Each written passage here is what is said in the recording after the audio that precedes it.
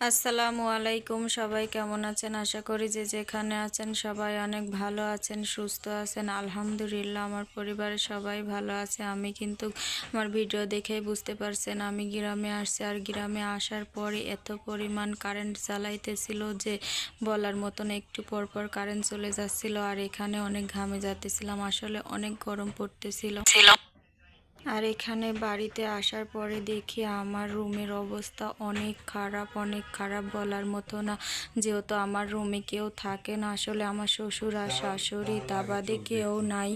তো এখানে আমি কিছু কাপড় ভিজায় রাখছিলাম বাড়ির মায়ের বাসা থেকে আসার পরে দেখি রুমের অবস্থা অনেক খারাপ, এজন্য আমি কিছু কাপড় ভিজায় রাখছিলাম। ওইগুলা রাত্রেবেলা ধুয়ে দিছিলাম, ধুয়ে দেওয়ার পরে শুকাইছিল না। শুকানোর পরে আমি উঠাই নিয়ে এসে আর এখানে কাপড় ধুয়ে দিছে ভাঁজ করতেছিলাম। আর আমার জায়ের সাথে কথা বলতেছিলাম, পাশে থেকে আমার যাও কথা বলতেছিল আর আমি খালি ধরতেছিলাম আর এই জায়গা কাপড় ভাঁজ করতেছিলাম।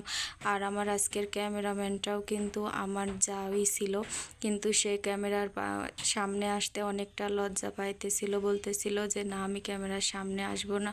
তো যে আসবে না তাকে তো ক্যামেরার সামনে নিয়ে আসার কোনো প্রয়োজন নাই। এদিকে কাপড় গোছানো শেষ, আমি এখন এইগুলা ওয়ার্ড্রোপের মধ্যে রাখতেছিলাম, যেহেতু বাইরে রাখলে পরে অনেক নোংরা হয়ে যাবে আর আমি আজকেই চলে যাব, এই জন্য রুমের মধ্যে রাখতেছিলাম। আর ওয়ার্ড্রোপের উপরেও ধুলা পড়ছিল, কালকে আসি মুছছিলাম, মুছার পরে তারপরেও আমার রুমটা যেহেতু রাস্তার সাথে, এই জন্য খাটটাটগুলোও পরিষ্কার করতেছিলাম। আর আমি কিন্তু অনেক সাধারণ পরিবারেরই মেয়ে আর সাধারণ পরিবারেরই বউ। তো এখানে খাটটাট মোছার পরে এখন বিছনাটা ঝাড়ু দিব। বিছনাটা ঝাড়ু দিতেছিলাম আর কথা বলতেছিলাম আমার জায়ের সাথে। আর কারেন্ট আসার পরে ফ্যান দিছিলাম, এত পরিমাণ শব্দ হতেছিল যে ওই শব্দটা কেটে দিয়ে আমি নতুন করে ভয়েস দিছি।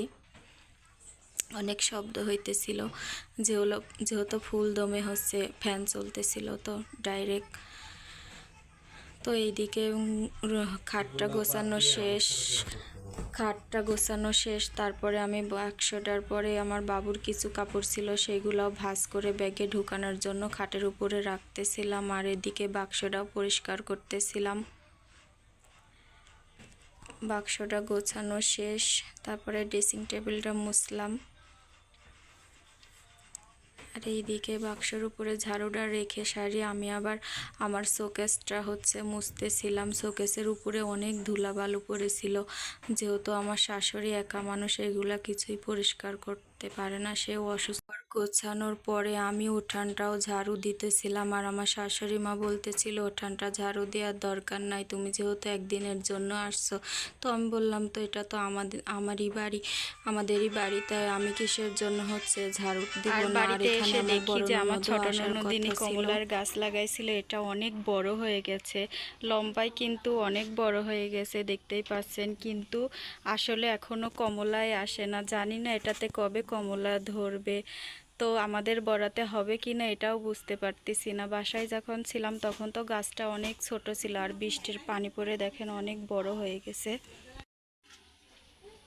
কমলার পাতাগুলোও কিন্তু দেখতে সবুজ সবুজ অনেক সুন্দর ছিল, দেখতে অনেক ভালো লাগতেছিল।